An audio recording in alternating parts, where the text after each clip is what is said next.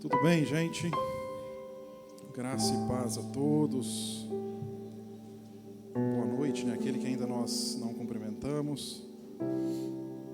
Pessoal, hoje nós vamos lá para o livro ou carta aos Hebreus, como você preferir, tá?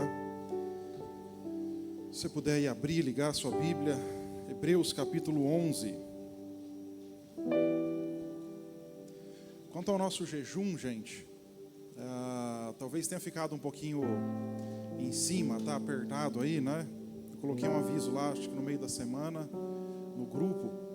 Então, se você quiser ainda essa semana estar se preparando, tá? Talvez ali um pouco mais lenta, um pouquinho mais devagar. Você ainda tem 21 dias depois, né? Vai ser um total de 28. Então, se para vocês às vezes pegou um pouquinho desprevenido, eu sei que tem gente que gosta de se preparar um tempo, né? Precisa se preparar até psicologicamente, tá? Faz esse teste essa semana, depois você entra nos 21 dias finais, não tem problema nenhum. Ok? Só dando esse toque se você não tem problema com isso, né? Não, Junal, eu estou pronto, sempre pronto, nasci pronto, né? Então amanhã nós começamos e nós vamos até o dia 6, ok? E durante os 4 domingos que compreendem esse período, né? Já domingo que vem, nós vamos estar aqui tendo um tempo de oração no templo, tá? E também vamos estar aí fazendo o que eu chamo de leitura pública das Escrituras, tá? A gente vai dar uma passada ali pelas cartas de Paulo aos Tessalonicenses. E aí, no momento oportuno, a gente vai conversando sobre elas. Ok, Hebreus capítulo 11. Eu quero tentar construir algo aqui hoje, visto que nós temos tido, gente, um problema grave no meio das igrejas, tá? Quando eu digo igreja, eu falo da igreja brasileira de uma maneira em geral. Hoje é chamada teologia da prosperidade, tá? A teologia coach, que é uma outra teologia, tá? E a teologia do triunfalismo, que infelizmente também tem varrido as igrejas. Elas têm entrado de uma maneira assim que tem trazido muito adultério ao Evangelho de Cristo. Então, talvez a palavra adultério você sinta ela um pouco pesada, né? Assim, puxa, Junal, mas está adulterado? Sim, está adulterado. O Evangelho tem ficado híbrido, né? Parece que tem hora que esses pastores que abraçam isso, eu não estou nem criticando eles, porque alguns, ao que me parece, fazem isso de maneira assim, ignorante, sem saber o mal que estão fazendo, tá? Talvez não se debruçaram sobre o livro, não tiveram suas experiências com o Cristo ressurreto, e eles estão nessa onda, porque funciona, né? A igreja cresce. Se eu começar a vender para você aqui o seu sonho, você compra ele. Então nós enchemos esse lugar aqui, né, com falsas projeções. E aí você entra nessa questão da prosperidade. São teologias diferentes, tá? Mas todas elas têm pelo menos um ponto em comum. Elas são antropocêntricas. O que é isso? Elas colocam o homem no centro do Evangelho. É os seus sonhos. É sobre a sua felicidade. É sobre a sua vitória. É sobre o seu crescimento. É sobre as suas portas abertas. Eu não estou aqui negando o fato de que Deus é um Deus recompensador, galardoador, um Deus que abre portas, um Deus que, o próprio texto bíblico diz que nos tira do monturo, ou seja, de um lugar de lixo, e nos coloca junto com os príncipes do seu povo. Eu não estou negando esse fato. Mas o centro do Evangelho é Cristo. E esse morto naquela cruz, onde verteu o seu sangue pelos nossos pecados, ressurreto ao terceiro dia e em breve voltará. Ele é cristocêntrico, o Evangelho. Só para você ver como é que essa coisa impactou a nossa vida, tá? Essas teologias que entraram, né? Você vê mega igrejas crescendo e pastores que têm suas igrejas crescendo, eles insistem nisso por causa do resultado. Eles estão olhando para o final, querendo justificar os seus meios. Olha, minha igreja cresceu, olha, minha igreja está bombando, olha a minha... Mas isso tem sido uma praga, gente, no nosso meio. E eu não estou nem cobrando aqui, eu sei que muitas vezes a gente precisa do discernimento, desse dom de discernimento de espírito, para entender o que está acontecendo no meio da igreja, o que está sendo pregado no meio da igreja, onde pastores às vezes estão nos levando, ou conversas, youtubers. Hoje a coisa está aberta, gente. Você hoje tem acesso a tudo pela telinha do seu celular aí. E eu gostaria aqui eu não sei nem se é uma correção de rota, mas eu quero tentar construir uma coisa aqui, só para você ver como é que a gente foi afetado, tá? Com essas teologias antropocêntricas. Não precisa erguer a mão, não precisa responder, você responde para você mesmo. Quantos de nós aqui já decidimos, ou muitas vezes pensamos em parar de seguir a Cristo, porque coisas ruins nos aconteceram? você não trocou o carro, não conseguiu a casa, talvez você perdeu o emprego. Foi te dito que você teria portas abertas e que você voaria. Né? É um tal de entregar chave, gente, que tem hora que eu tenho vontade de comprar um chaveiro, fazer umas 300 cópias, falar assim, ó galera, é chave, tá aí. É só pegar ela, fiz a cópia, você enfia na porta e você voa. Como se a vida fosse simples assim, dessa maneira. Mas responda para você mesmo, quantas vezes você já pensou em parar da vida cristã por causa das situações difíceis, das coisas que você perdeu, ou que simplesmente o sonho que tanto te falaram e não aconteceu? Você está vendo como é que isso transformou o evangelho no evangelho híbrido? Está em todas as igrejas isso. Está em tudo quanto é lugar esse negócio. Essa falsa ideia de um triunfalismo dentro da igreja. Isso nos encharcou num ponto que assim, eu tenho perdido minhas noites e minhas lágrimas em relação a isso, pedindo se o Espírito do Senhor, a palavra não vier realmente como uma espada de dois gumes, dividir ao ponto assim de separar coisas que naturalmente são inseparáveis, a junta da medula, a alma do espírito. Eu não sei qual será o nosso fim, gente. Não sei para onde isso vai finalizar, ou até onde isso vai chegar. Olha para você ver como é que são os contrapontos. Paulo, Tiago, Pedro, eles falam talvez a mesma coisa com palavras diferentes. Falam assim, irmãos, tende por motivo de grande alegria passar por diversas tribulações. É bem diferente da teologia cult que a gente usa, a teologia triunfalista. Você declara 3 passinhos para cá, é só você fazer 7 chaves para... Como se o mundo espiritual, ou até esse reino natural, fosse simplesmente uma equação matemática. Então muitas vezes homens pegam os seus sucessos pessoais e querem transformar isso num coletivo. Misturam com o que é evangelho, o evangelho fica adulterado, fica híbrido. É ou não é? Hebreus capítulo 11 diz assim, isso que eu disse agora há pouco, tá? Tiago diz isso na sua carta, tá? Paulo vai dizer assim, olha irmãos, vocês têm que entender que a tribulação produz perseverança, a perseverança é um caráter aprovado. Caráter aprovado, ele não é construído com 7 chaves para o sucesso financeiro. Ele é construído debaixo de muita forja, às vezes de dificuldade, de prejuízo, de luta, de entender os caminhos do Senhor. Eu também aqui não quero, tá? E esse é um outro contraponto, a teologia da pobreza. O pessoal pega os textos fora de contexto, então é mais fácil um camelo passar pelo fundo de uma agulha do que um rico entrar no reino dos céus. Aquele texto está falando sobre quando o meu coração está nas minhas posses. Aí fica muito difícil mesmo. Mas vamos lá, Hebreus capítulo 11 diz o seguinte, eu vou ler alguns versos, tá? A fé mostra a realidade daquilo que esperamos. Ela nos dá convicção de coisas que não vemos. O escritor de Hebreus, ele está tentando definir o que é fé. Convicção de coisas que não se veem. São fatos que ainda que não tenham acontecido, eu tenho convicção neles. Aí essas teologias, elas pegam o antropocentrismo, pegam o homem, colocam no centro e falam assim, tá vendo? Você tem que acreditar. Você tem que... A pergunta ao texto é, fé no quê? Ou talvez melhor perguntando, fé em quem? Que tipo de fé nós estamos falando? De uma fé triunfalista? Eu conheço muitas pessoas que se declaram ateus por não acreditar em Deus, eles têm esse tipo de fé. De que dias melhores virão, de que os sonhos delas serão realizados. Eu quero ainda pensar aqui, se você ver a construção do texto, eu vou pedir para você ficar de olho no texto, porque o que vale é o texto é sagrado, tá bom, gente? A gente precisa ser bereano nesse sentido. No verso 4 ele fala com relação a Abel, depois Enoque no 5, depois ainda Noé no 7, e aí eu vou entrar no 8, que eu vou pegar o exemplo do pai da fé, Abraão, para a gente entender um pouquinho algumas coisas aqui. Pela fé, Abraão obedeceu quando foi chamado para ir a outra terra, que ele receberia como herança. Ele partiu sem saber para onde ia. E você já ouviu muitas mensagens sobre obediência, ótimo, tá? Encaixa muito bem aqui. E mesmo quando chegou à terra que lhe havia sido prometida, ele viveu ali pela fé.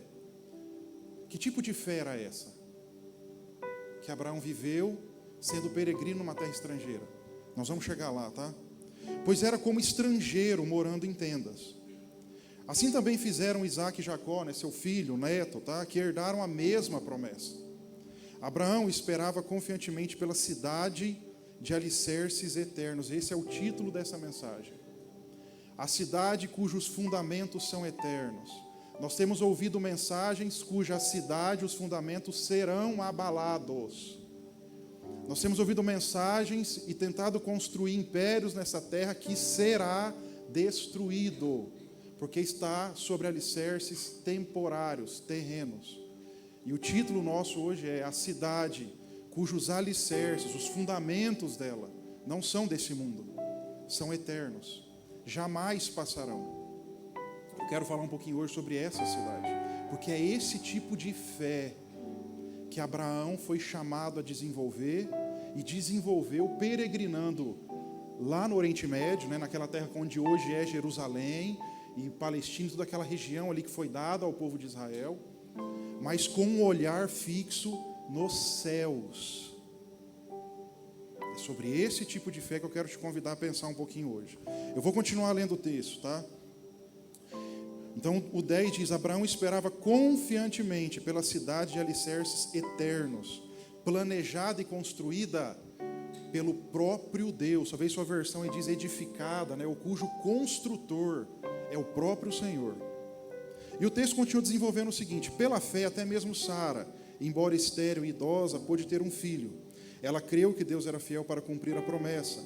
E assim uma nação inteira veio desse homem velho e sem vigor, uma nação numerosa como as estrelas do céu e incontável como a areia da praia. Preste atenção nisso. Todos eles quem? De Abel, pelo menos até por enquanto, depois ele vai falar de mais heróis da fé aí. Abraão, todos eles morreram.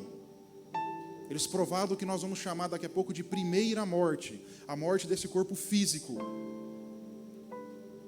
dando glória com 7 chaves de sucesso na mão. Foi isso assim que eles morreram, gente? O que o texto diz? Exatamente. Todos eles morreram na fé, nessa expectativa, nessa esperança, embora não tenham recebido todas as coisas que lhes foram prometidas. E aí parece ambíguo, né? A gente já chega aí. As avistaram de longe e de bom grado as aceitaram.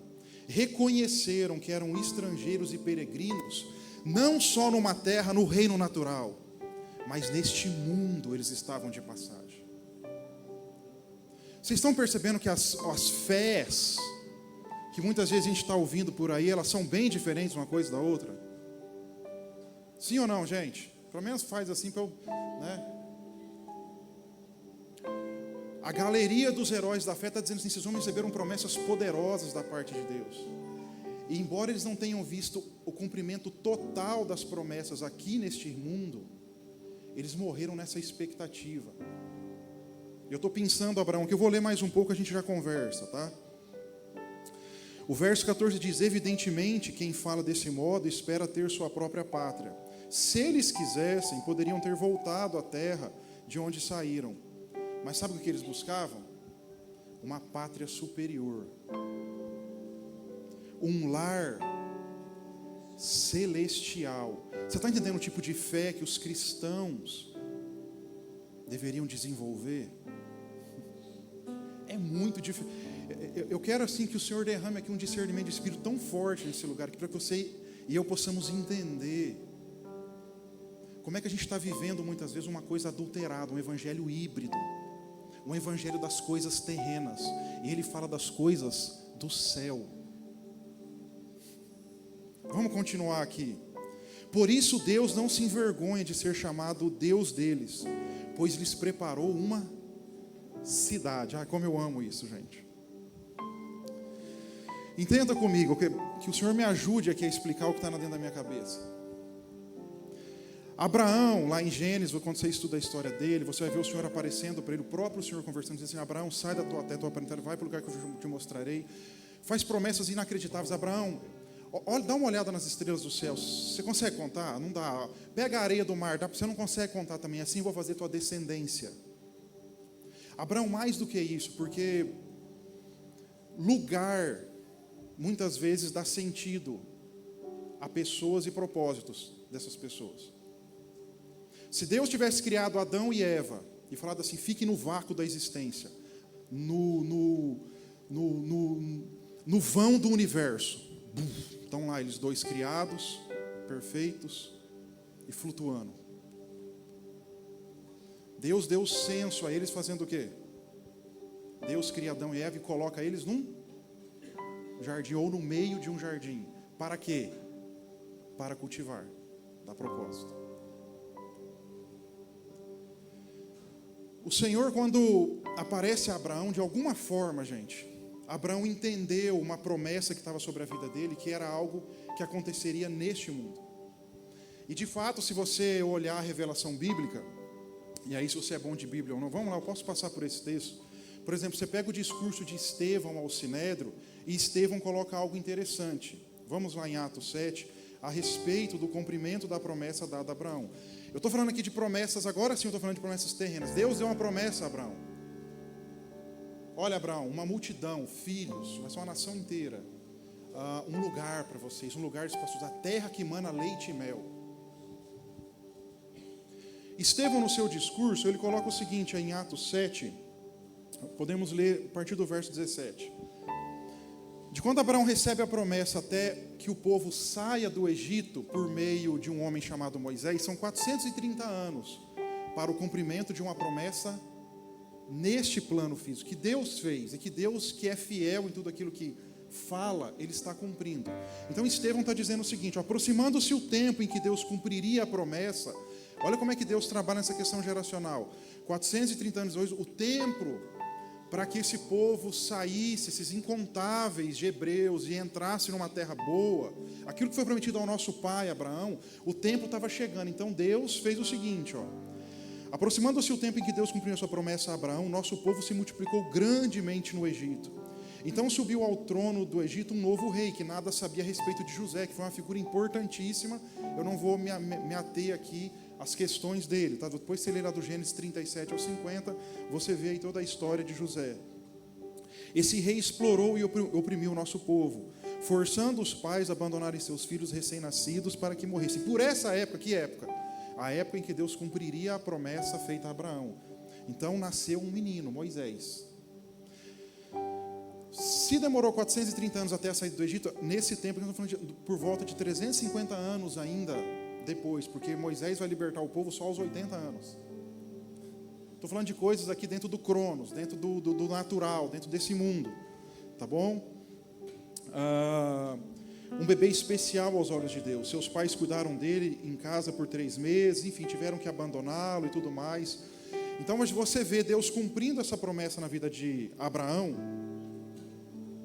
Gente, 430 anos, Abraão já foi, Isaac já foi, Jacó já morreu, já foi enterrado, José, o grande José, o filho que trouxe toda a família naquele tempo de escassez para o Egito, já subiu um novo faraó no poder que nada sabia a respeito de José. Mas Deus agora, vendo que estava na hora de cumprir essa promessa, nasce o menino Moisés, e Moisés, você sabe que vai guiar o povo, pelo menos até as portas dessa terra prometida. Josué vai entrar ali, você vai vendo, conforme você vai lendo a revelação bíblica, o cumprimento da promessa de Deus na vida de Abraão. Só que Paulo diz um negócio interessante, cara. Vai comigo em Gálatas, capítulo 3.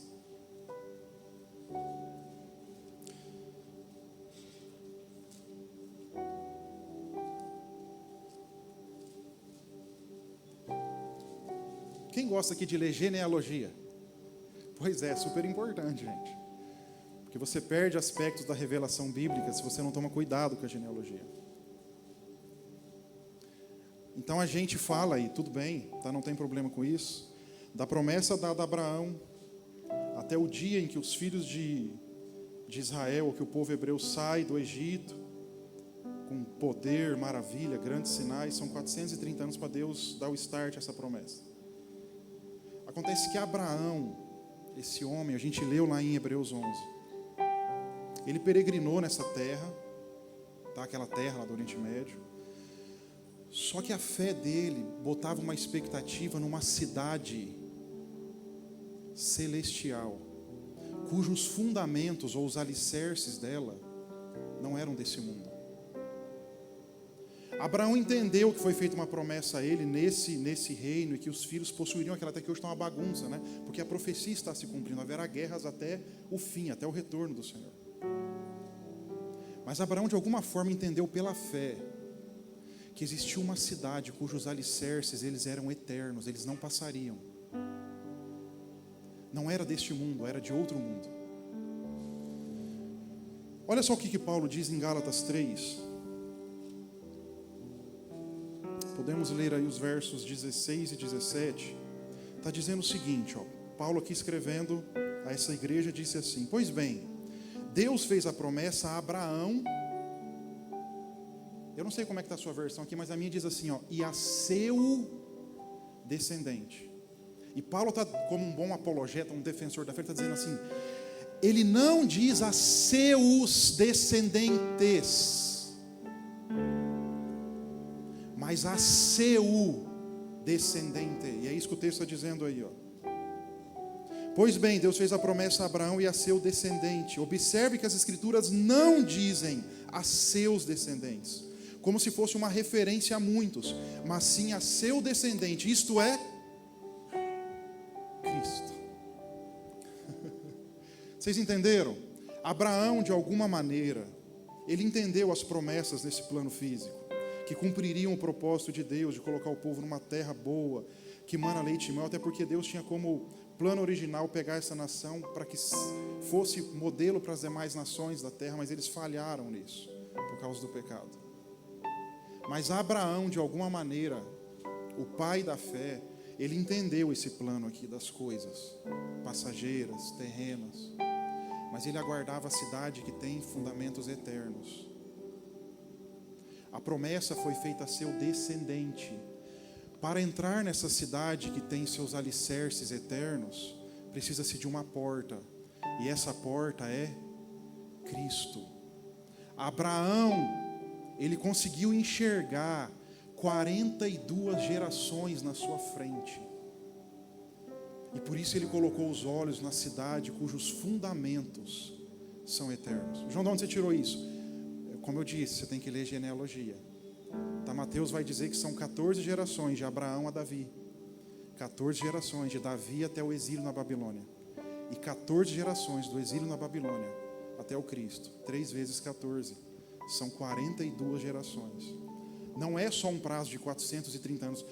Abraão não se ateve simplesmente, ai meu Deus, quando vai acontecer? Aí a chave para eu entrar na terra. Qual que é a chave para eu entrar na terra? Será que é o Moisés nascer? Meu Deus, será que é a lei ser dada? Qual que é a chave para eu entrar, Jesus? E nós faz cópia para o povo todo e todo mundo entra junto. Abraão falou assim, quantas coisas terrenas o Senhor vai cumprir. O Senhor sabe o tempo. Eu estou de olho naquilo que tem fundamentos eternos. E não é uma questão de séculos, é uma questão de milênios. Vocês sabem que Cristo, se você puxar toda a genealogia, você vai chegar em Abraão. E Abraão, de alguma maneira, gente, que eu não sei como, tá?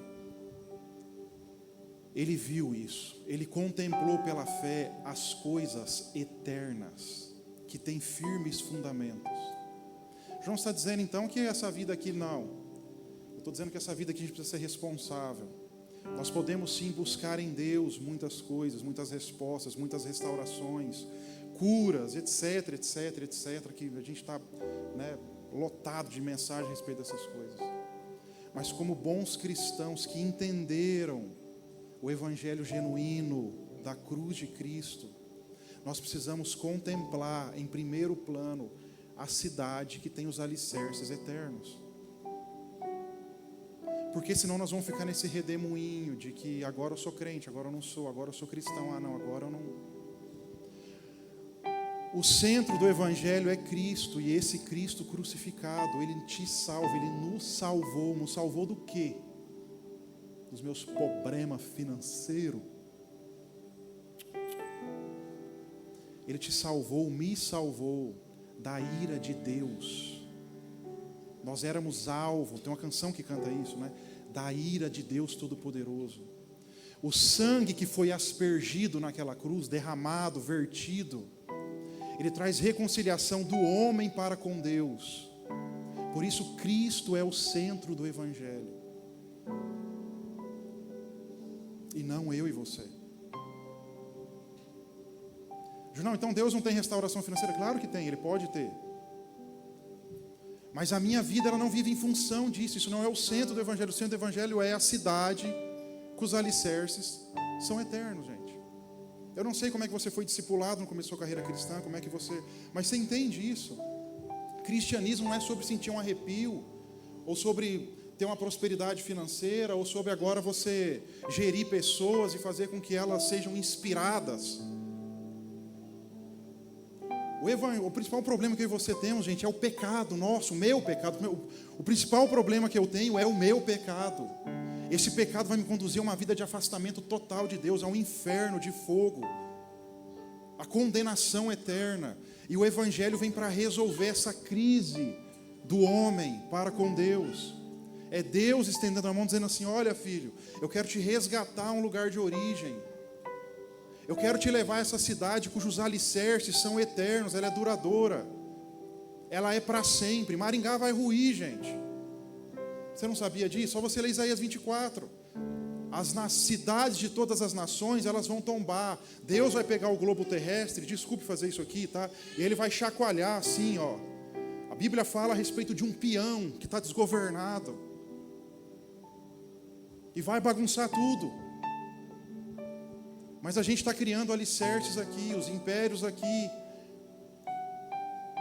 E não há problema. João, não tem problema nenhum com a riqueza, gente. Não tem problema nenhum com algumas inspirações. Não tem problema nenhum com tantas coisas que podem nos ser dadas. Não tem problema com isso. Agora eu tenho problema quando isso substitui o evangelho genuíno. Eu tenho um problema sério com isso, gente. Sério. Nós somos cristãos porque Cristo nos amou e se derramou, se entregou, gente, naquela cruz para perdoar nossos pecados. Está consumado, está feito. E aí de quebra, Ele falou assim: eu vou dar para vocês uma cidade que meu amigo, como diz o profeta Isaías, tá? Refere-se a Abraão como amigo de Deus. O meu amigo Abraão, mesmo sem conhecer a obra da cruz, porque ele viveu milênios antes, ele contemplou essa cidade, cujos fundamentos não estão lá em Jerusalém, ou no monte do templo, ou aquela bagunça toda lá, com todo respeito, mas está nos céus.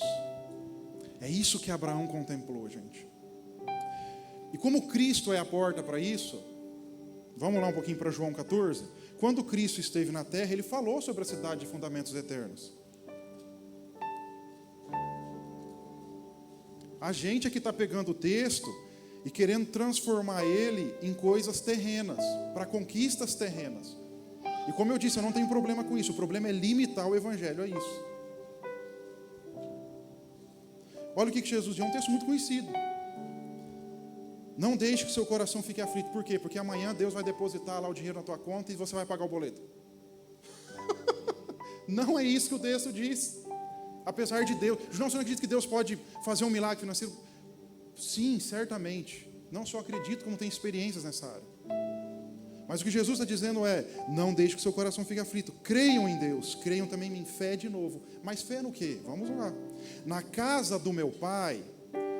Gente, tem uma cidade aí em cima. Você pode me chamar de doido, tá? Por cima desse céu atmosférico, que você chama, que a gente chama de céu, alguns vão chamar de primeiro céu, tá? Lá em cima, por cima do firmamento, no terceiro céu, tem uma cidade lá. E essa cidade, ela não é, como muitos pregadores têm dito no tempo presente, uma ideia. Essa cidade, ela é concreta, ela é real, ela é tocável.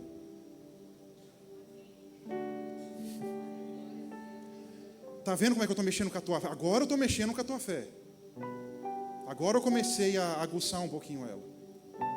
Uma cidade que não é abstrata, ela é concreta. E Jesus diz assim: na casa do meu pai, a cidade cujos fundamentos não vão ruir, é eterno. Há muitas moradas. Se não fosse assim, eu não lhes teria dito: eu vou preparar um lugar para vocês.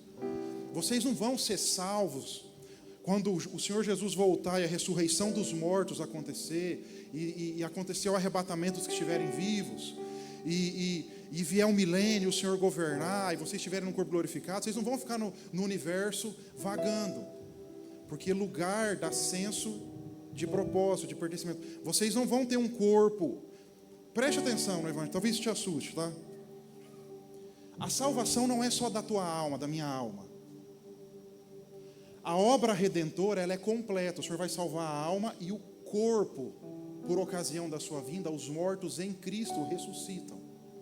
Então você tem um corpo glorificado, uma alma regenerada, que vai morar numa cidade cujos os alicerces não vão ser bagunçados por qualquer tipo de político, rei, imperador, seja lá o que for. Porque o próprio rei é o Senhor Jesus. O próprio Pai estará sentado no trono e vai entregar a escritura dessa terra ao Filho. Então você não vai ficar vagando no cosmos. Tem uma cidade real, preparada, morada, lugares onde nós vamos viver. Que você não vai precisar fazer reforma da casa. Sabe por quê? Porque os alicerces são eternos. Não é de lajota e tinta e cimento e vidro, que com o tempo se corroem, se corrompem. Vamos continuar aqui. Jesus ainda diz o seguinte: e quando estiver tudo pronto, e eu julgo já está, porque eu já vou te mostrar a revelação, ela é progressiva, tá? Eu já vou te mostrar um pouco o que está à frente da história desse texto. E quando estiver tudo pronto, eu virei buscá-los, para que estejam sempre comigo onde eu estiver. Vocês conhecem o caminho para onde eu vou. Aí Tomé entrou, né? Senhor, nós não sabemos para onde o Senhor vai. Como podemos conhecer o caminho? Jesus disse: eu sou o caminho, a verdade e a vida. Ninguém vem ao Pai se não for por mim. De alguma forma, sem conhecer esse texto, Abraão, quando ele recebeu aquela promessa de uma cidade, ele vagou, peregrinou, morou em tendas, lá naquela região toda.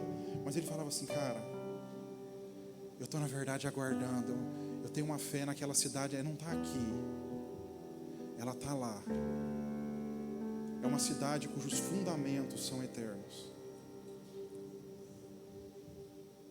Abraão enxergou isso e entendeu que o caminho para isso era o Messias que viria, era o Cristo que viria.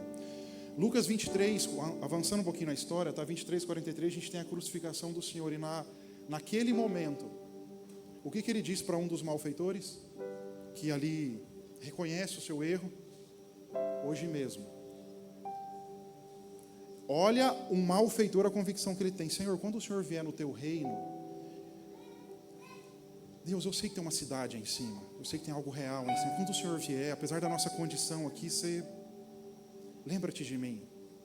Jesus disse: hoje mesmo você vai estar no paraíso comigo. Gente, o céu não é uma ideia de bem-estar. O céu não é uma teologia idealista de se sentir bem. O céu é um lugar real, é concreto, é tocável, é palpável. É uma cidade que está em cima. Não, você é doido. Não sou, gente, eu não sou doido. Doido é a gente que se entorpeceu com coisas dessa terra. Segundo aos Coríntios, vamos lá, vamos ler um pouquinho, né? Segundo aos Coríntios,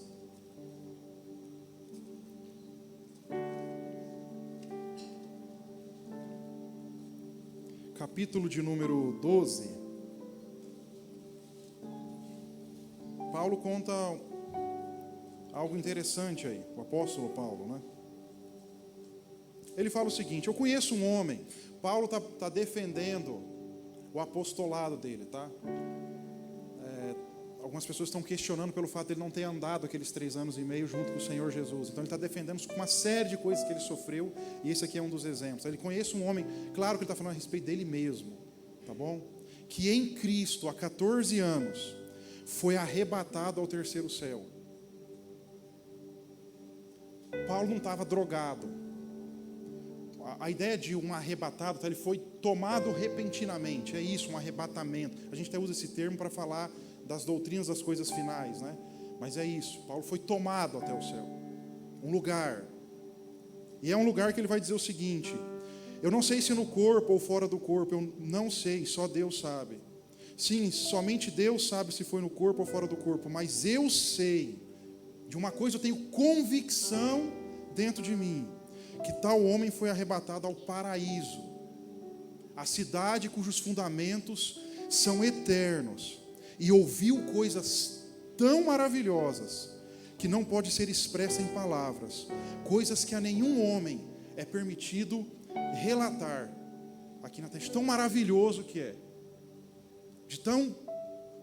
Paulo não há palavras para expressar, não há... Mas eu sei de uma coisa, eu estive nesse lugar. Eu estive lá e esse lugar é real, ele brilha, ele é belo, as cores são intensas. Lá nada rui, lá tudo é organizado, lá tudo é uma harmonia. Paulo está dizendo isso. O céu é real, gente. É um lugar real, não é uma ideia abstrata. Volta comigo, por favor, lá em Hebreus. E agora nós vamos começar do capítulo 1.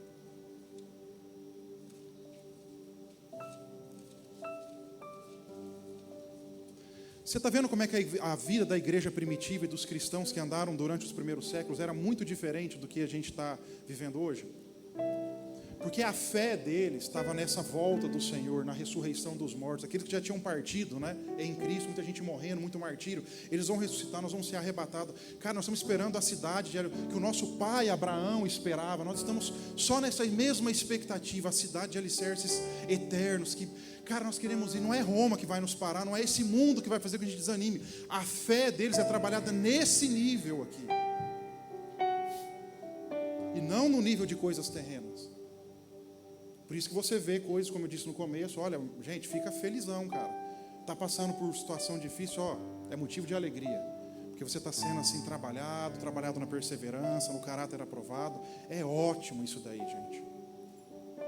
Só que pregar isso nos dias de hoje é loucura.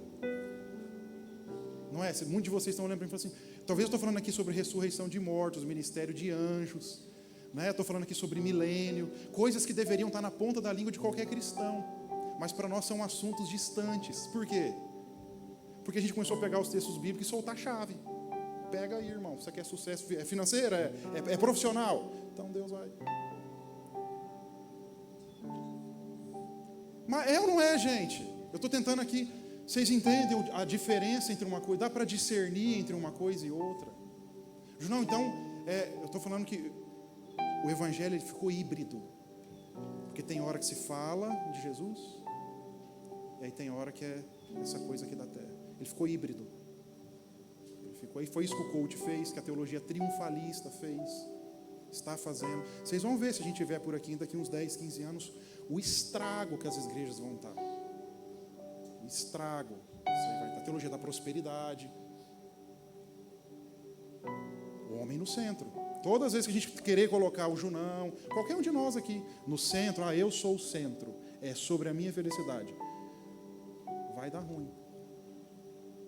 Junão, então você tem coach, eu acho que talvez dentro da empresa, às vezes o cara está precisando maximizar as vendas dele, cara, talvez funcione. Mas não venha querer substituir a palavra da cruz, porque não vai funcionar. Não vai funcionar, gente, não vai dar certo. Vamos lá, Hebreus 1 diz assim. Preste atenção que a gente vai linkar várias coisas, tá? Por muito tempo, Deus falou várias vezes e de diversas maneiras a nossos antepassados por meio de profetas. Então você tem os profetas da primeira aliança. Foi assim que Deus falava a respeito de um Messias que viria, provocando a fé ali em todo o povo judeu, todo o povo, dizendo assim, nosso Messias vai vir e vai nos libertar dos nossos opressores, nosso Messias. Então Deus falou de muitas formas e de muitas maneiras. Mas, agora, nos últimos dias, Deus tem nos falado por meio de quem? Do Filho. É isso que o texto está dizendo aí. O qual Ele designou como herdeiro de todas as coisas e por meio de quem criou o universo. O Filho irradia a glória de Deus, expressa de forma exata o que Deus é e com sua palavra poderosa Ele sustenta todas as coisas. Depois de nos purificar dos nossos pecados, sentou-se no lugar de honra à direita de Deus, no majestoso, aonde? Um lugar. Quando lá em Atos 1, o Senhor some entre as nuvens, todo mundo fica olhando, tal, parece 2 anos, está olhando o que aí, gente? Tá, né? Da mesma maneira que Ele foi, Ele vai vir e tal. ele sobe até a cidade que tem seus alicerces eternos. Entra na sala do trono, assenta-se à direita. Direita é lugar de mais alta honra de Deus. No céu é um lugar. Assim como essa igreja, esse prédio aqui é um lugar físico, o céu também é um lugar que nós vamos morar um dia. O que revela que o Filho é muito superior aos anjos e o nome que ele herdou superior ao nome deles. Então guarde isso aí, pula comigo, por gentileza, lá no capítulo 9. Verso 11. Ainda diz assim, ó: Cristo se tornou o sumo sacerdote de todos os benefícios agora presentes. Ele entrou naquele tabernáculo maior e mais perfeito no... Ué, Jesus está entrando toda hora, se é só uma ideia, se é só uma coisa... Como é que Jesus entra toda hora no céu? É isso que o Senhor está dizendo aqui de novo. Ele entrou no céu, que não foi feito por mãos humanas, não é deste mundo natural, nem faz parte do mundo criado. Estou desafiando sua fé, meu amigo. É bem diferente, é de fé de que tudo vai dar certo. Não é bem diferente uma coisa da outra? Eu estou provocando isso, tá, gente? Porque, como eu disse, as minhas noites são mal dormidas e os meus olhos, assim, eu choro diante de muitas coisas que a gente tem visto. Choro, cara. Choro, mas o Espírito do Senhor há de fazer algo nesses últimos dias. Com seu próprio sangue, não com o sangue de bodes e bezerros, entrou no lugar santíssimo de uma vez por todas e garantiu a nossa eterna redenção. Vai lá para o 23, tá? Hebreus 9, 23, verso 23. Assim, as representações das coisas da onde? Pois é, o céu é real, gente. Tiveram de ser purificadas com sangue de animais. Representação porque havia um tabernáculo aqui embaixo. Tá? Isso que o escritor de Hebreus está explicando. O tabernáculo construído na terra é uma representação das coisas que estão lá no céu. E esse aqui, que é uma representação aqui da terra, teve que ser purificado com sangue de animais, que são aqui da terra. Ok? Mas as verdadeiras coisas celestiais, ou seja, o tabernáculo que está lá em cima no céu, que é um lugar real, tiveram que ser purificadas com sacrifícios muito superiores. Que sacrifício foi esse? Muito superior ao sacrifício de animais. Bom, ele continua dizendo: pois Cristo não entrou num santuário feito por mãos humanas, mera representação do santuário verdadeiro no céu. Ele entrou no próprio céu, a fim de agora se apresentar diante de Deus em nosso favor. Ele não entrou no céu para oferecer a si mesmo repetidamente como sumo sacerdote aqui da terra, que todos os anos entra no lugar santíssimo com o sangue de um animal. Se fosse assim, Jesus, precisaria ter morrido muitas vezes desde o princípio do mundo. Mas agora, no fim dessa era, ele apareceu de uma vez por todas para remover o pecado mediante sua própria morte em sacrifício.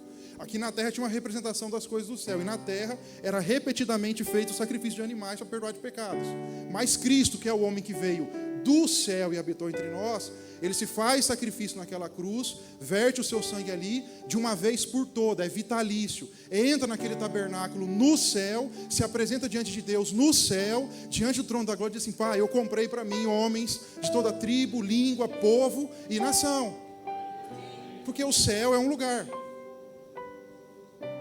e eu estou chamando esses filhos, esses que vão crer pela fé nessa obra, a morar nessa cidade que você disse, Pai, ao seu amigo Abraão, que um dia ele estaria aqui, a cidade cujos fundamentos, elas são eternos.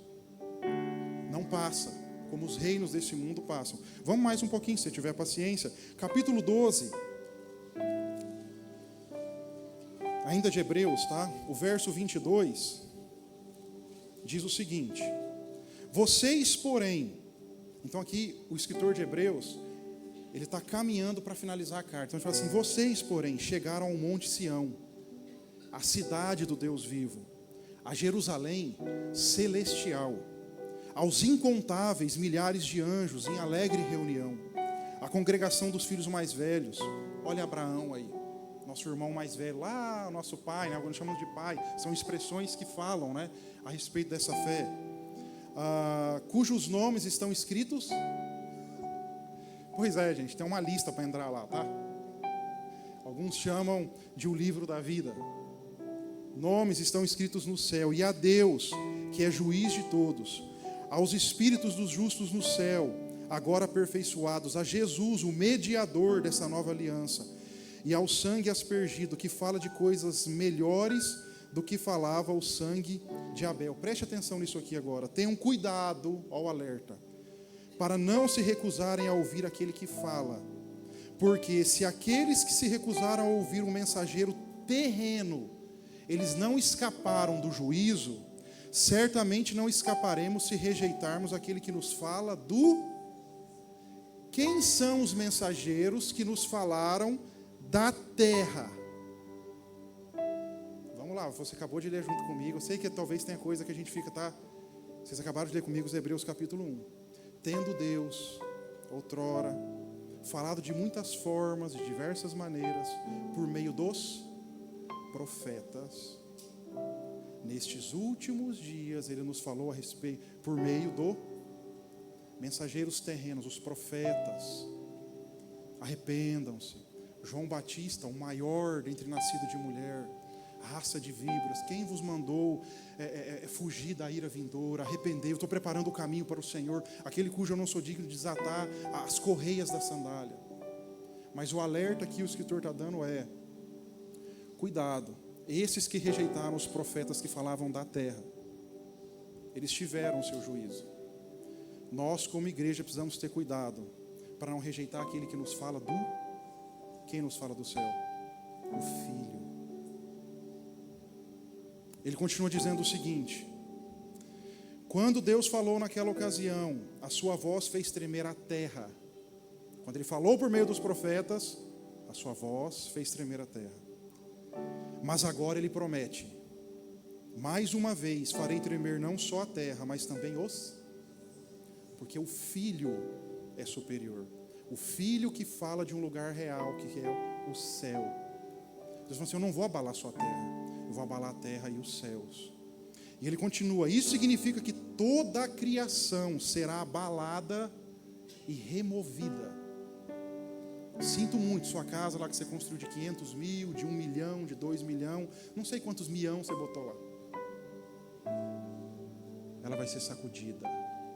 Tudo aquilo que é abalável nesta cidade ou nas cidades, tudo aquilo que é abalável será abalado. Porque está vindo algo melhor e duradouro aí em cima. E aí o texto diz, de modo que permaneçam apenas as coisas inabaláveis. Uma vez que recebemos um reino inabalável, sejamos gratos e agradecemos a Deus, adorando com reverência e santo temor. A cidade é real, gente. Se você andar na revelação que é progressiva, Abraão creu na cidade de alicerces eternos, sabia que a porta de entrada dessa cidade era Cristo. Cristo veio e abriu os portões da cidade celestial.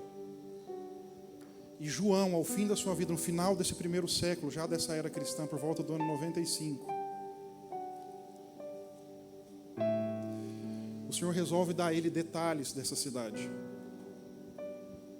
Entenda, Apocalipse capítulo 2 e 3 falam das 7 igrejas da Ásia. João está na terra e o Espírito do Senhor está dando mensagens a essas igrejas, confrontos, elogios e fazendo promessas. O capítulo 4 ele vê uma porta aberta no céu, a voz que está na cidade diz assim: sobe aqui, eu vou te mostrar as coisas que hão de acontecer. Do capítulo 4 ao capítulo 18 você tem aquilo que nós vamos harmonizar e chamar de grande tribulação. Você tem 7 selos sendo abertos, são juízos sobre a terra, 7 trombetas sendo tocadas e 7 taças da ira sendo derramadas. Ao final dessa grande tribulação, em Apocalipse 19, você vê as bodas do Cordeiro, o casamento entre a noiva e o Cristo ressurreto. Apocalipse capítulo 20, você vai ver João falando a respeito desse milênio que eu acabei de mencionar. Ali Satanás vai estar amarrado durante esses 1000 anos. A ressurreição já vai ter acontecido. E aí uma coisa que você pode achar chapação, tá? Mas eu particularmente acredito nisso. A Nova Jerusalém, nesse tempo que Jesus voltar para inaugurar o milênio e reinar nessa terra aqui por 1000 anos, ela vai ser essa cidade visível aos moradores mortais que vão estar sobre a face da terra. vai ser como um satélite, assim como a Lua é um satélite natural da Terra. Essa Nova Jerusalém ela vai estar lá em cima, porque nesse tempo vai ter ressurretos em Cristo. Um corpo igual, glorificado igual ao de Jesus. A igreja vai estar reinando com Ele. E o nosso lar não é mais nesse lar, essas cidades cujo alicerce ruem. Nosso lar vai ser lá em cima. Mas tem aqueles que vão sobreviver à grande tribulação ainda num corpo mortal. Vai ter muita perseguição, mas tem remanescentes. Esses caras vão estar vivendo aqui. Há um texto em Isaías que diz que naquele tempo, se referindo ao milênio, morrer aos 100 anos vai ser morrer jovem. Então parece que toda a terra vai ser abalada, até talvez a agricultura, as produções, eu sei que as pessoas vão viver mais até pelo seu estilo de alimentação, porque Cristo vai estar reinando sobre a terra. E nós vamos estar reinando junto com Ele. Mas ao final desse milênio, Satanás vai ser solto por mais um pouco de tempo, que nós não sabemos quanto tempo é. Vai reunir todas as nações da terra para o último combate contra Deus Pai. E Deus vai fazer descer fogo do céu. E Pedro vai dizer nas suas epístolas que essa terra, ela vai ser consumida pelo fogo. Então o primeiro céu e a primeira terra e o mar, eles já não existem mais. E nós estamos nessa morada. E é isso que João está vendo agora no capítulo 21. Ele diz o seguinte, e aqui nós vamos caminhando para o fim, tá? Então eu vi, depois dessas coisas, um novo céu e uma nova terra. Pois o primeiro céu e a primeira terra, elas já não existiam. E o mar também não existia mais. Foi-se. As cidades cujos fundamentos são abaláveis, foi abalado e foi consumido. Eu vi uma ideia, é isso que o João está colocando aí? Eu vi a cidade santa, que o nosso pai Abraão, pela fé, contemplou, a cidade cujos fundamentos são inabaláveis. E aí ele diz, a nova Jerusalém, que descia, por isso que eu entendo que vai ser um satélite da terra, tá? Que descia do céu, ela vem. Só um spoiler aqui, tá? Já que eu já perdi, né, a linha, o carretão dessas coisas assim, só abrindo um parênteses. Vocês já perceberam, nós, a presente geração, como é que a narrativa de extraterrestres, aparição de... E OVNI aqui é objeto voador não identificado. Não é um, tá? Os termos parecem, né? Vocês já perceberam como é que essa narrativa cresceu? Vocês já viram como é que até a NASA soltando documentos dizendo assim, olha, teve um OVNI aqui, não tem propulsor, a nave ela anda em todas as direções. Vocês já perceberam como é que essa narrativa tem crescido? E pasmem, tá? Ó, spoiler, pasmem. Nós ainda veremos dias que a gente vai falar assim, oh, meu Deus, os ETs chegaram. O grande engano vai estar na cabeça das pessoas. Assim como em 2018, se um maluco tivesse chegado aqui e falado assim, eu vejo pessoas com máscaras, igrejas vazias. Assim, é doido. Veio aí uma pandemia que varreu o mundo. Vocês vão ver, eu vou fechar aqui porque isso aqui já é papo de doido, tá? Mas observe os jornais, vocês estão aí nas redes, vocês estão vendo. O papo, porque a narrativa está crescendo. Porque o tempo está chegando. Mas vou voltar aqui, né? Porque daqui a pouco o pessoal já quer botar uma camisa de força em mim. Da parte de Deus, como uma noiva belamente vestida para o seu marido. É a cidade santa descendo, gente. Ouviu uma forte voz que vinha do trono e dizia, vejam, o tabernáculo, a morada de Deus, gente. Ele está no meio do seu povo. Deus habitará com eles e eles serão seu povo. O próprio Deus estará com eles. E eles enxugará dos olhos toda lágrima. E ali não haverá mais morte. Não haverá mais tristeza, não haverá mais choro, não haverá mais dor. Todas essas coisas, elas passaram para sempre. Porque essa cidade tem fundamentos. Quando eu estou falando de fundamentos de alicerce, ela tem valores que não se corrompem mais. São eternos. É os valores do próprio Deus. E aquele que estava sentado no trono disse, vejam, eu faço nova todas as coisas. E aqui é novo mesmo, é zerado. É um negócio que nunca se viu. Em seguida disse, escreva isso, pois o que eu lhe digo é digno de confiança e verdadeiro. E disse ainda, está terminado, eu sou o alfa e o ômega, o princípio e o fim. E quem tiver sede, darei de beber gratuitamente das fontes da água da vida. Você fala assim, isso aqui é uma ideia, né? Quando a gente ora, não é ideia não, tem um rio no meio da cidade, gente. Vou ler, nós vamos chegar lá. Tá bom? Ele está dando um spoiler aqui.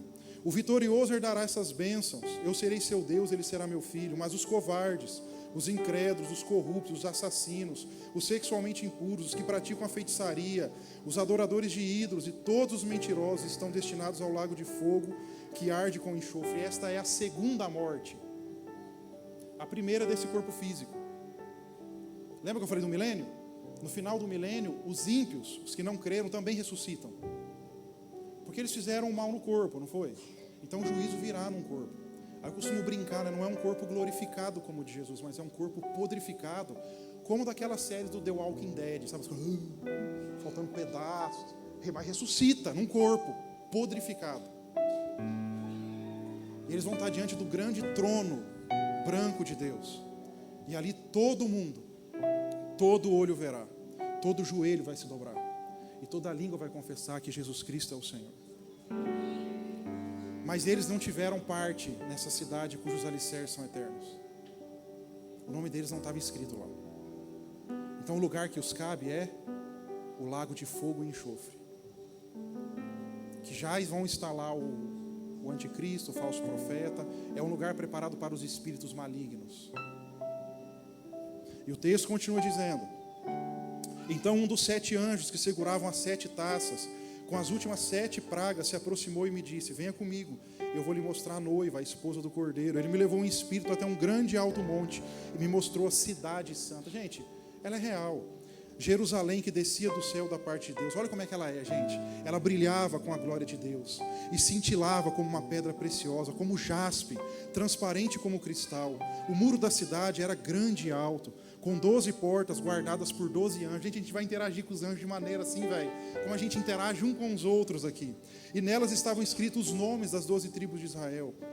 O muro da cidade tinha 12 pedras de alicerce, e nela estavam escritos os nomes dos 12 apóstolos do Cordeiro.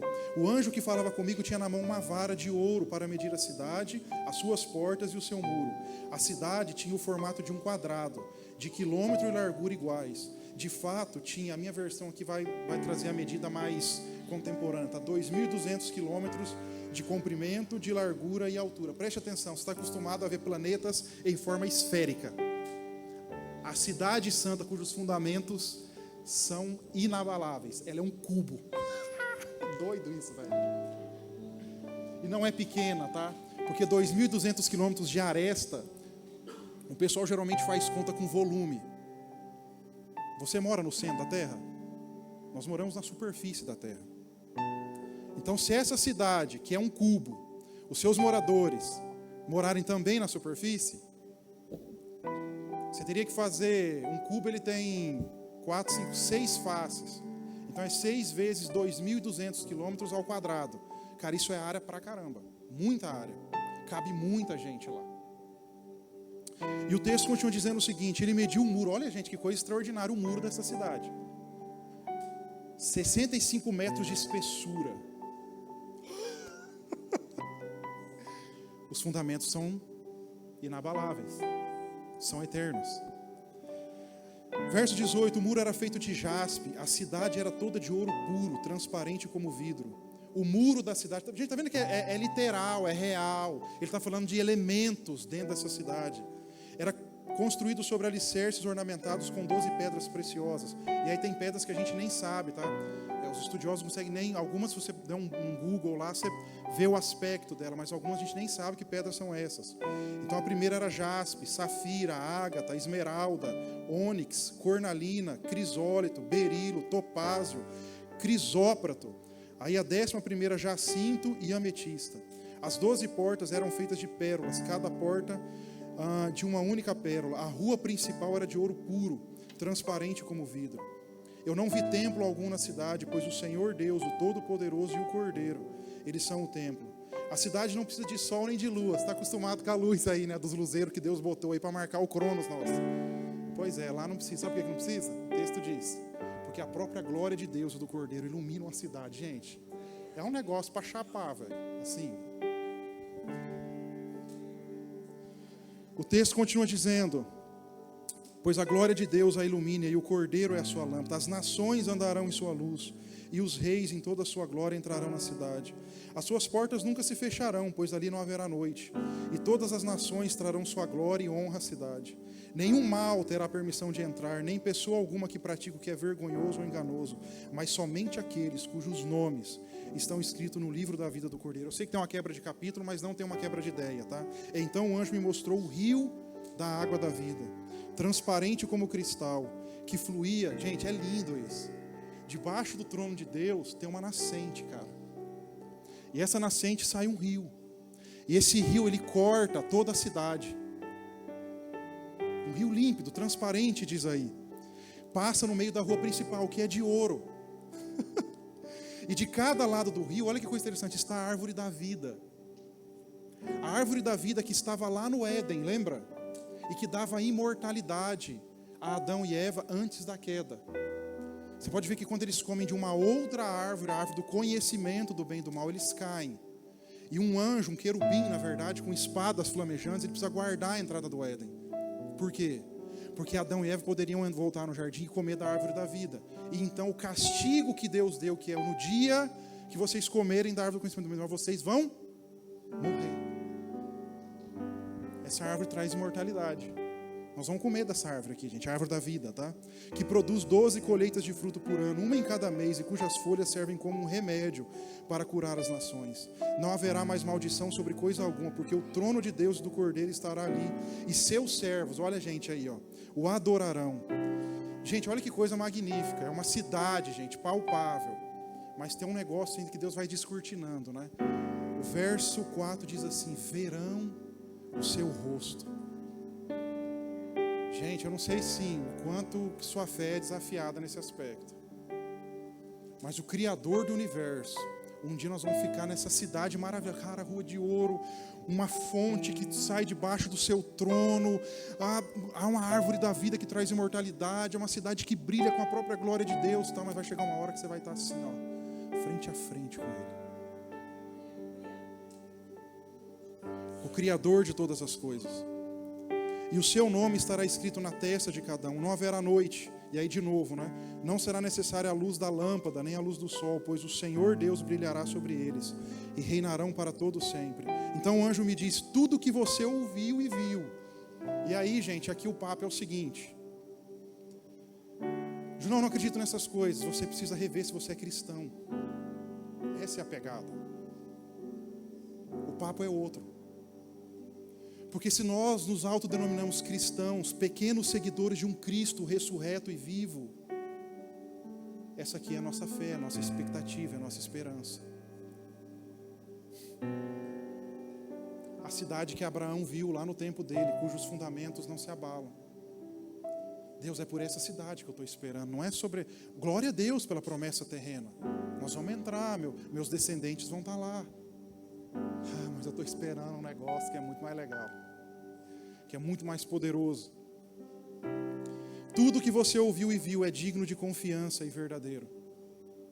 O Senhor, o Deus dos espíritos dos profetas, enviou o seu anjo para dizer a seus servos o que acontecerá em breve. Aqui poderia ser traduzido, tá? Repentinamente. Quando for acontecer, é rápido. A coisa não vai se prolongar. E então Jesus, que é a porta para a cidade, diz: vejam, eu venho em breve. Felizes aqueles que obedecem às palavras da profecia registrada nesse livro. E em seguida Jesus vai, eu estou pulando para o verso 10, tá? Jesus diz o seguinte, ó: não lacre com um selo as palavras proféticas desse livro. Sabe por quê? Porque o tempo está próximo.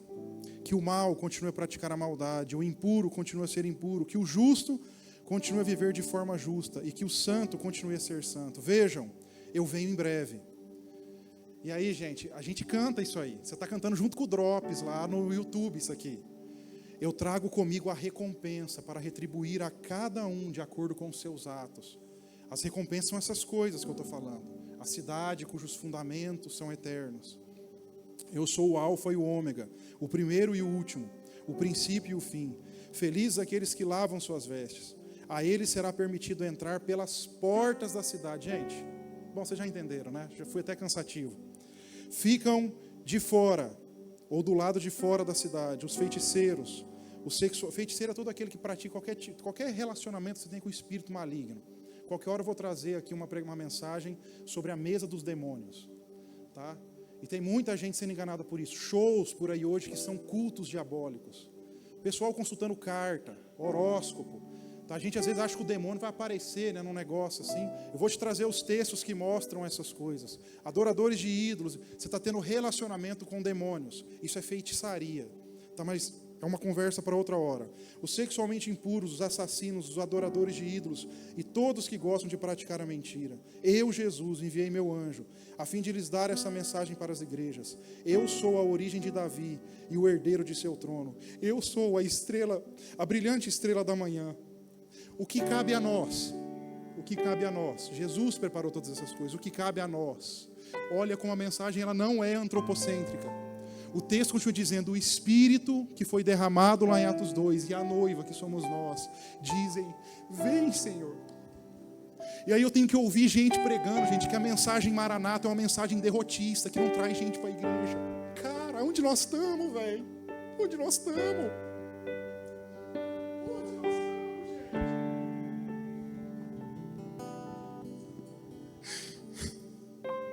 O Espírito e a noiva dizem, vem. E todo aquele que ouve, que entendeu as palavras proféticas desse livro, diz, vem.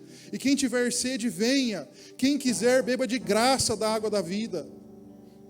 Verso 20, aquele que é fiel testemunho de todas as coisas diz, sim, eu venho em breve, amém.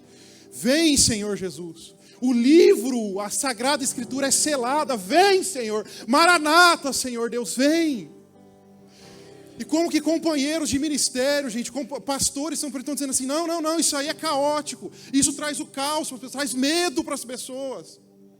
Não é medo, gente, é a nossa esperança como bons cristãos, a expectativa nesse Cristo, que nós vamos olhar nos olhos dele e viver dentro dessa cidade cujos alicerces são eternos. Feche seus olhos, eu quero orar contigo.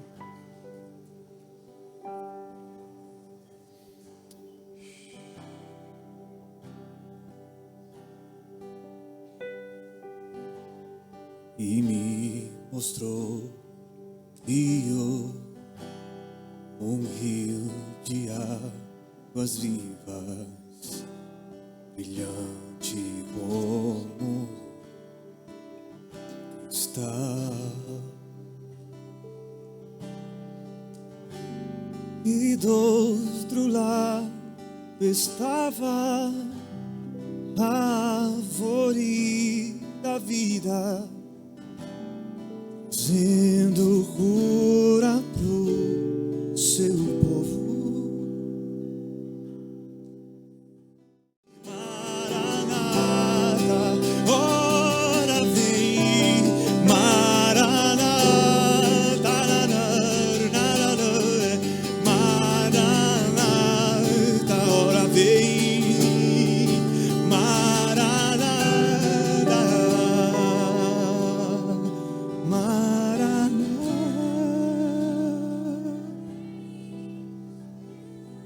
Senhor, em nome de Jesus, Pai, que o Senhor tenha misericórdia, Deus, das nossas vidas, Senhor.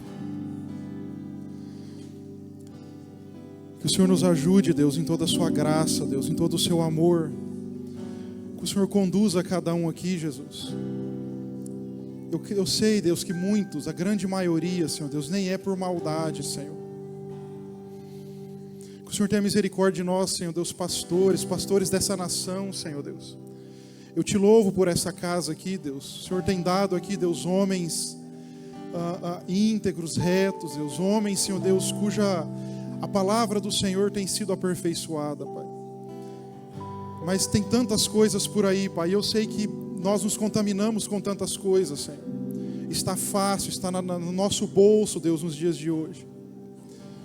E a minha oração, Senhor Deus, é que o Senhor conduza cada um, Deus, a um arrependimento genuíno, Deus. Conduza, Senhor Deus, cada um que talvez, Deus, não está conseguindo enxergar, Deus. Ele está olhando só o sucesso momentâneo.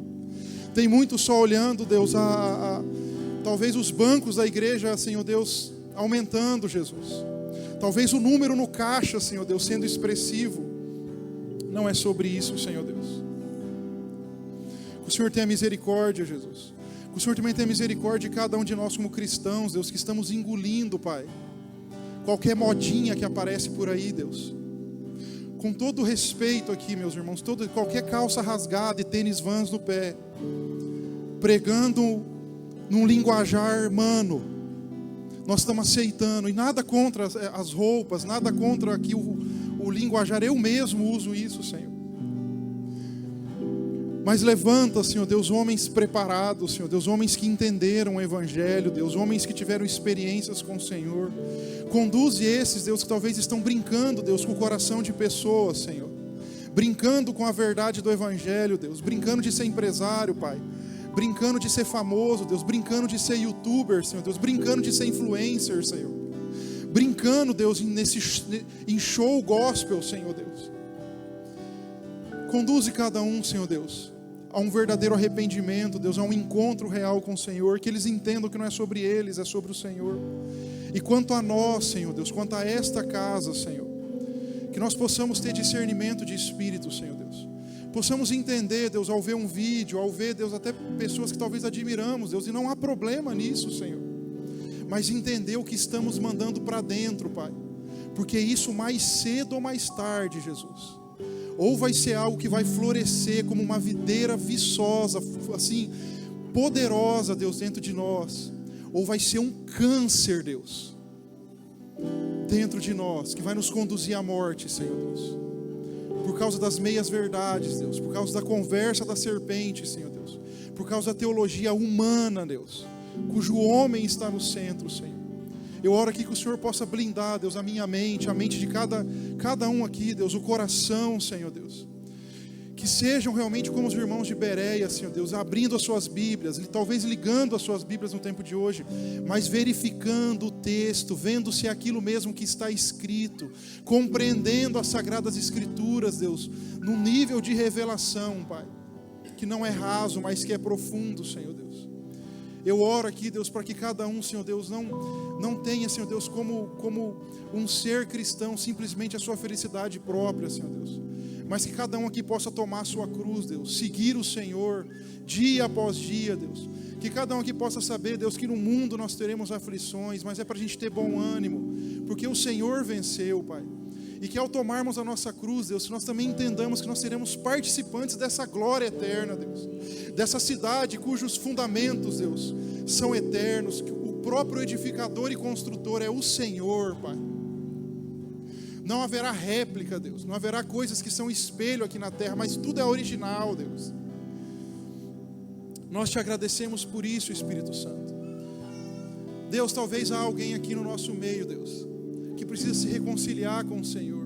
Talvez há pessoas aqui no nosso meio, Deus, que nunca fizeram uma entrega de coração para o Senhor, Deus, dizendo: eu reconheço esse Cristo como meu Senhor, Salvador pessoal. Eu entendo que Ele morreu pelos meus pecados, e eu quero ter acesso a essa cidade santa. Eu quero entrar pelas portas, eu não quero ficar de fora.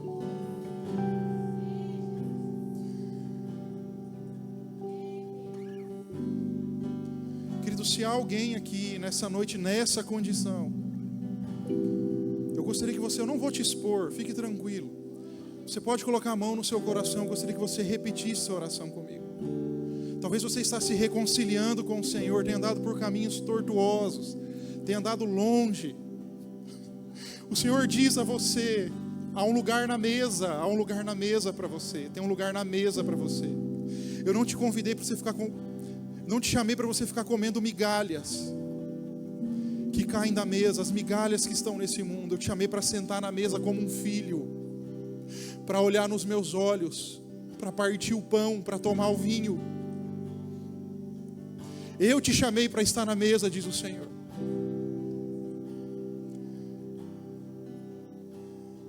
Eu não te chamei para estar lá onde os porcos estão, se refrescando com a lama deles. Eu te chamei para estar na mesa comigo. Se você está nessa condição, ainda aí sentado com seus olhos fechados, eu quero que você repita essa oração. Pai, em nome de Jesus, eu reconheço, Senhor, que eu preciso do Senhor.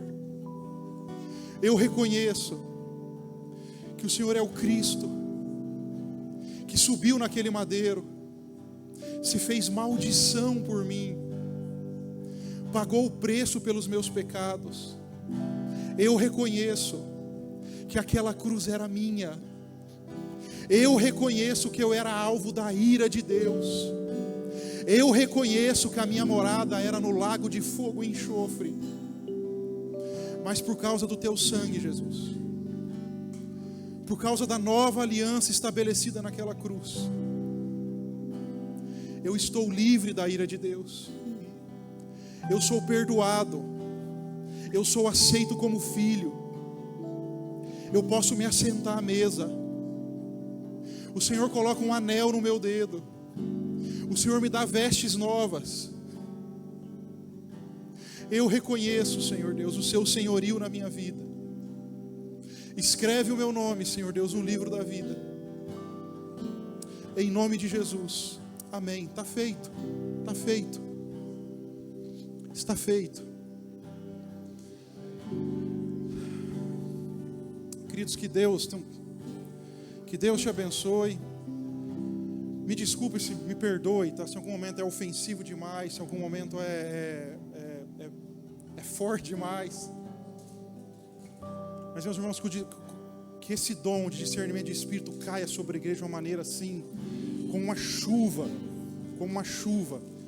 e que a gente não vai engolir qualquer coisa.